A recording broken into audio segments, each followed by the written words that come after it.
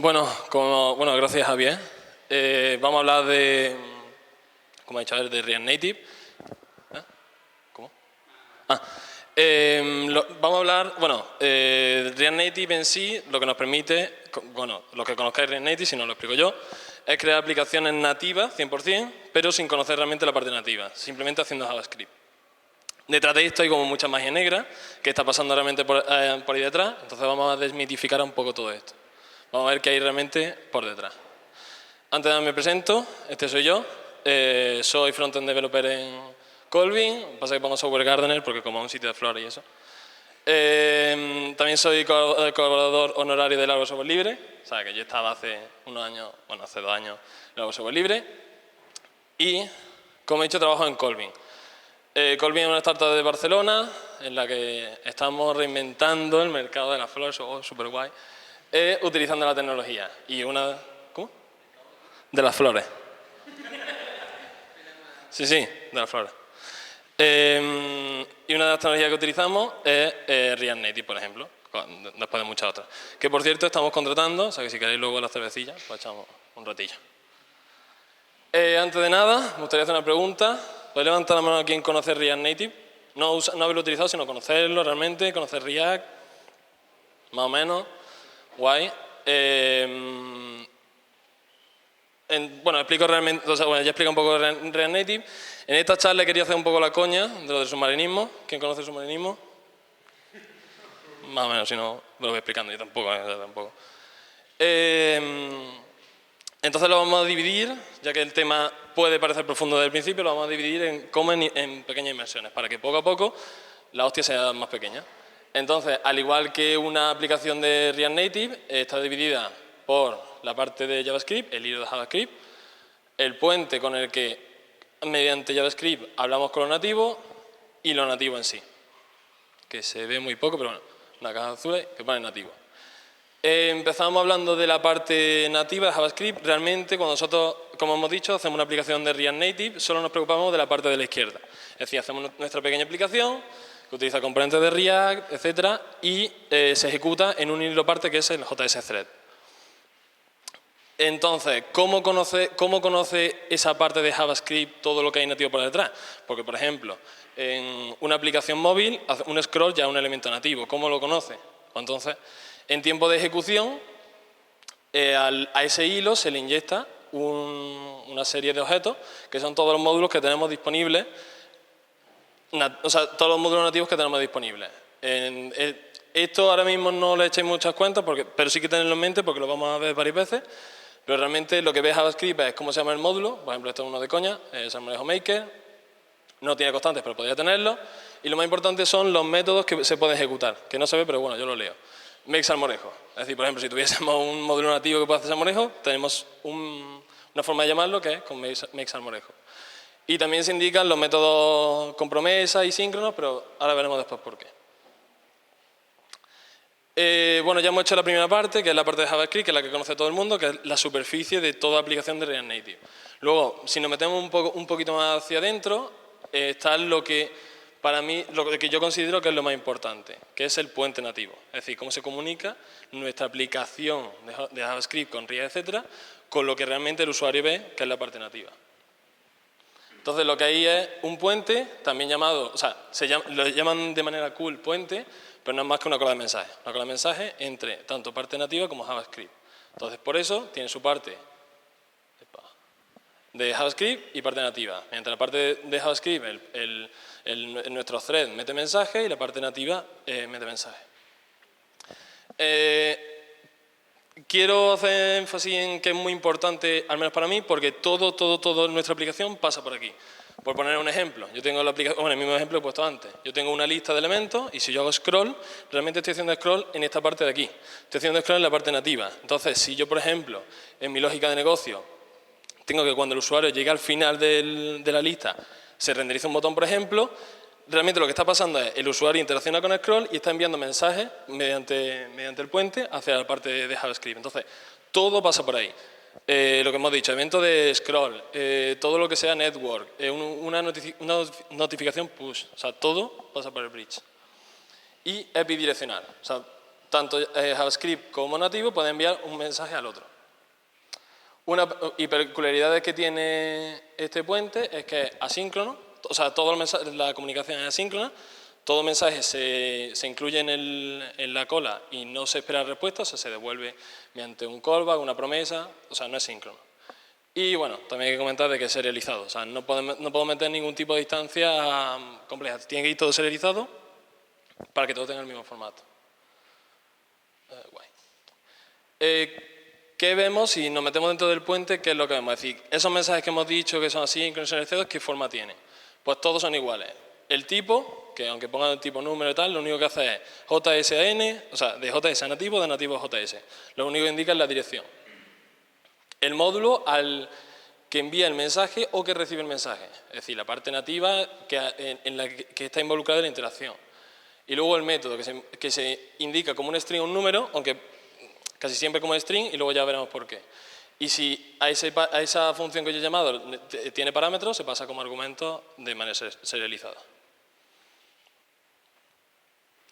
Entonces, yo cuando ya conocí todo esto, digo, guau, esto está guapísimo. O sea, funciona como en Fórmula 1, o sea, entra el mensaje, JavaScript lo procesa, o sea, va finísimo. Entonces, la realidad, que sería algo así. La cola de mensajes se puede colapsar y congestionar y de manera muy fácil, y el hilo de JS, que sería más o menos el niño, sería nuestro hilo de JavaScript, que se bloquea muy fácilmente, si no lo programamos bien, etc. Pero el símil sería exactamente este.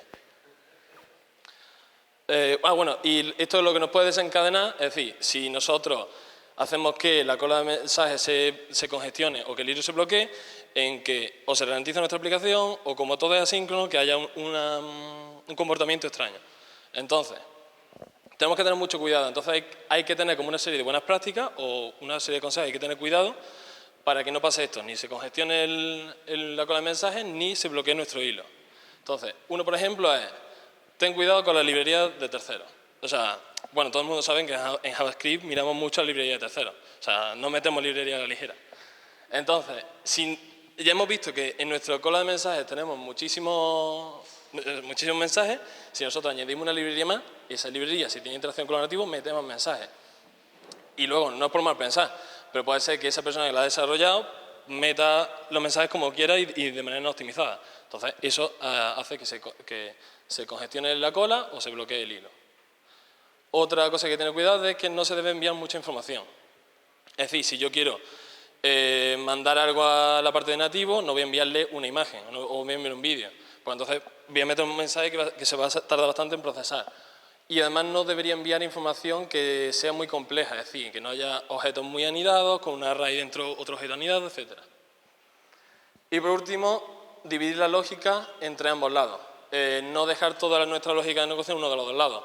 Porque si no, entonces si por ejemplo tenemos nuestra lógica en la parte de JS, siempre va a pasar algo, va a enviar un mensaje, recibe respuesta, va a pasar otra cosa. Y entonces estamos metiendo un montón de mensajes y si dividimos la lógica entre ambos lados, hacemos que todo vaya más fluido.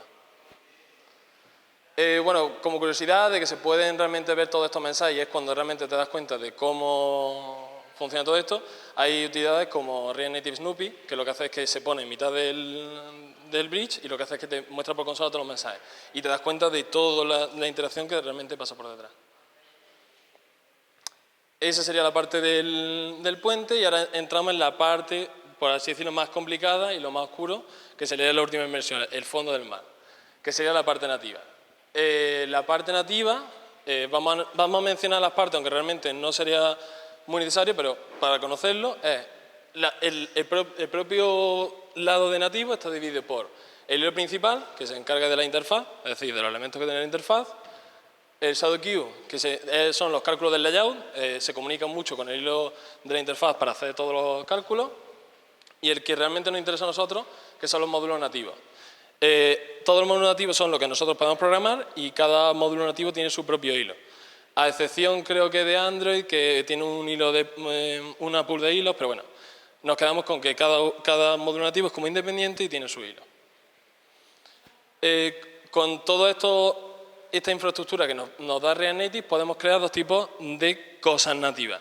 Lo que son los componentes de interfaz y los módulos nativos en sí. Un componente de interfaz, por ejemplo, sería un botón Y un módulo nativo, por ejemplo, puede ser algo que para comunicarme con el Face ID de iOS, por ejemplo. Luego veremos más ejemplos. Entonces, hemos dicho que podemos crear dos tipos de elementos. Entrando en lo que serían los módulos nativos, volvemos a lo que he dicho que deberíamos tener en mente, y esta vez lo vamos a aplicar a un ejemplo en concreto. Si queremos hacer un módulo muy sencillo para los alerts, en este caso sería de Android, es decir, los alerts del típico pop-up, bueno, pop-up no sería, la ventanita que nos sale para un texto y confirmación del usuario o no. Entonces, nos crearíamos nuestro módulo, luego veremos cómo, pero cuando yo lo utilizo en JavaScript, el hilo vería algo así. El módulo, alert module, ingenioso 100%, y no tiene constante, porque en este caso no tiene, y el único método que tiene, que no se ve, es showAlert, es decir, muestra al usuario un alert. Y como tiene un solo método y este es asíncrono, pues promesa 1, o sea, tiene un método que es una promesa. Vale. Entonces, nosotros tenemos programado nuestro módulo de alert. ¿Cómo funciona en tiempo de ejecución? O sea, cómo toda la maquinaria funciona junta. Tenemos nuestro hilo de React que, como hemos dicho, nada más ejecutarse ya tiene referencia a ese módulo nativo. Yo en JS lo único que veo es alertModule.showAlert, o sea, lo llamo como una función de JavaScript normal. Por detrás lo que hace es que invoca ese método, es decir, mete un mensaje en esa cola de mensajes para decir quiero invocar el showAlert. Eso lo recibe la parte nativa, ese hilo que corresponde al módulo que yo he creado. Eso ejecuta en sí una clase en Android que está programada en Java, o sea, en Android tal cual, hace las movidas que tenga que hacer, porque te ríes, y luego devuelve mediante el mecanismo que nosotros queramos, devuelve la respuesta a nuestro hilo de JS, que como he dicho puede ser un callback, una promesa o un evento. Tiene que ser asíncrono, pues entonces tenemos todos esos mecanismos. Y realmente lo programamos como nosotros queramos. Pues aquí lo que más se me ocurre para un alert es que mandemos una respuesta cuando el usuario le ha dado OK, que es lo que me puede interesar en mi módulo de JavaScript. Entonces, ¿cómo se implementaría esto? No se ve un carajo, pero vamos, tampoco... O sea, voy a indicar exactamente lo que se necesita. Creamos un paquete en React y ¿cómo le decimos nosotros a React Native? Oye, inyéctale en tiempo de ejecución el módulo X. Pues entonces siempre hay un método que tenemos que sobreescribir, que es createNativeModule, que lo que hace es que devuelve una lista de módulos nativos. De esa manera estamos diciendo, oye, yo he creado un módulo que es el alertModule y cuando eso se le inyecta. Luego hay otro método que es createViewManager, que ahora después veremos para qué es, que en este caso no está devolviendo nada porque no tenemos. Una vez que ya he inyectado eso, creo lo que viene siendo mi módulo, aquí pone alertModule, que tiene una clase que le inyecta el contexto de React, etc. Mediante anotaciones indicamos que es un método de React, aquí pone showAlert, es decir, el mismo nombre que tenemos en JavaScript. Bueno, como he dicho, va a haber un método nativo que se va a ejecutar, pues aquí está el showAlert. Recibe por parámetros los datos que yo le quiera pasar. Aquí hay otra peculiaridad que es el Readable Map, que es cómo yo paso datos desde el puente a nativo, que es básicamente te da una serie de métodos en los que puedes acceder al objeto. Y otro parámetro que es la promesa en sí. Entonces, hago lo que sea con los datos, aquí debería ir el código de Java para mostrar un alert, que es con el builder, de dialog, etcétera, etcétera. Y una vez que he terminado, simplemente le digo, resuélveme la promesa como a true, como que el usuario ha aceptado que sí. Y luego, este se ve un poquito mejor, en JavaScript importo los módulos nativos de React Native. Aquí está lo que hemos dicho de la referencia en tiempo de ejecución. Entonces, recibo el alertModule como si fuese un módulo cualquiera. Aquí estoy definiendo los parámetros que le voy a pasar. En este caso, solo un objeto que tiene título del alert en sí. Y ejecuta la función y le paso los parámetros. En este momento, cuando hago el showAlert, mete el mensaje en la cola de mensajes y cuando se resuelve la promesa, recibo por aquí la respuesta de la cola y eso me vuelve un true.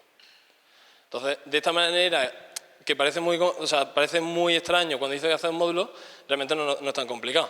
Luego veremos, por ejemplo, un caso que yo, por ejemplo, tenía. La otra parte que he dicho de los view managers se relaciona con la segunda cosa que podemos hacer en nativo, que son los componentes de UI. Los componentes de UI es los botones, las listas, todo tiene que estar programado en lo nativo del sistema operativo de destino. Entonces, ¿cómo se programan? Se programan más o menos igual. La única peculiaridad es que en lugar de un módulo nativo, lo que nosotros tenemos que programar es un view manager. Un view manager es una función que genera view. Es decir, si yo voy a hacer un botón, voy a hacer un generador de botones, no voy a hacer un botón en sí.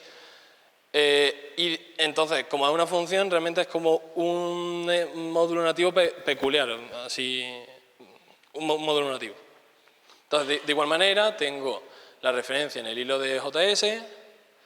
La única diferencia es que cuando yo creo el componente en React Native no se llama con una llamada función en JS, sino que se utiliza lo que es una función que es requerir un componente nativo. Eso lo recibe el view manager, me crea una vista y le devuelve una referencia a React de esa referencia. Entonces, React se lo asocia al componente que tenemos de JS y ya simplemente se crea el componente. Bueno, también indicar que en este paso de aquí se validan todo lo que es la interfaz entre uno y otro. Pero bueno, simplemente sería eso.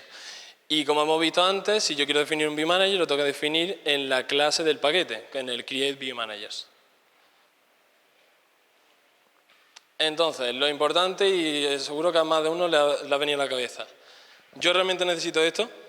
La respuesta corta es no. Solo en algunos casos. Entonces, no es tan complejo, pero realmente yo en mi día a día no me voy a meter en algo así, a no ser que necesite unos casos especiales. Esos casos especiales, por ejemplo, son de que yo tenga que integrar con una SDK de terceros. Primera opción, utilizar una librería de alguien que la haya hecho, pasa que tenemos el problema que hemos dicho antes de utilizar librería de terceros. O un caso particular que tuve yo y por eso me metí en todo esto, es que nosotros tenemos que integrar Google Pay y la librería que utilizamos solo integraba Android Pay. Entonces, buscando otras librerías no había manera y vino el señor jefe de producto, que si ve esta charla o la mano, y me dijo, hay que integrarlo sí o sí. Digo, va a costar mucho, va a integrarlo sí o sí. Entonces me tuve que meter con el puente, etcétera, etcétera, conocerlo e implementarlo de la manera que lo he dicho. Creé una clase para eso, etcétera, etcétera.